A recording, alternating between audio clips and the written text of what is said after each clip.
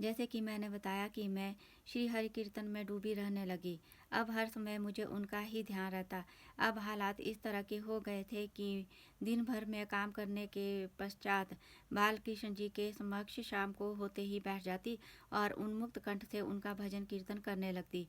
मुझे कई बार महसूस हुआ कि गाना गाते गाते मेरी आवाज़ जो है घर के बाहर भी जाना शुरू हो गई है।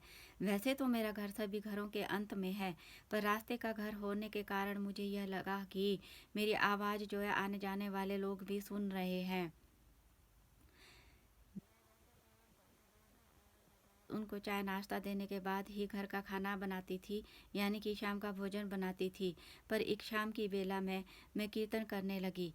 मेरे पति देव जी शाम ढलने के बाद कब घर आए मुझे पता ही नहीं चला। दरवाज़ा मेरे बेटे ने ही खोला होगा। शायद मेरे ध्यान ध्यान का सम्मान करते हुए मेरे पति देव जी ने मुझे कीर्तन से उठाकर चाय पान आदि करवाने के लिए नहीं कहा।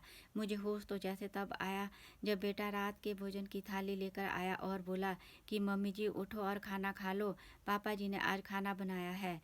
मैं कभी वह भोजन की थाली देख रही थी, कभी श्री कृष्णा जी को और कभी बाहर की ओर देखो कितना अंधेरा हो गया है और मुझे उनके आने की खबर ही नहीं है। मैंने हाथ जोड़कर श्री भगवान जी को भोग लगाया और मन में यह निश्चय किया कि अब पतिदेव के आने से पहले ही भोजन बना लिया करूँगी ताकि उनको भी कोई कष्ट ना रहे। इस तरह से मैं उन्मत्त होकर श्री हरि जी का भजन करने लगी। जय श्री कृष्णा, जय श्री हरि, जय श्री हरि।